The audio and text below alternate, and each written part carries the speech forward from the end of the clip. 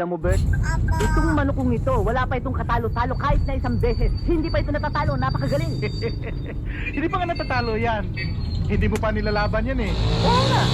Pero Rene Boy, bakit hindi mo pa nilalaban yung manok mo? Eh kung matalo, ano gago? Kaya, baka nakakalimutan mo. Ako ang pinakamatandang kapatid na asawa mo. At paborito pa. Di ko makakalimutan yun eh. Kaya nang unang-unang pinagsisihan ko nang ikaw ay maging bayaw ko nung matikot ako ng kapatid mo. Ano ko? Umiyak ka? Anong sinasabi mong pinikot kita? Hindi ba? Talaga naman ah. Yan laki ng ilong mong yan, pipikutin kita? Hoy, itong ganda kong to? Hindi siya ang kapatid ko nung araw. Para milyonaryo na pangasawa niya kung di mo tinutukan. Ulol, ikaw nga may hawak ng shotgun nung pikutin niyo ako makapatid eh.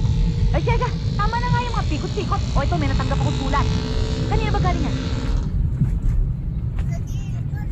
Nueva Vizcaya. Sino yan?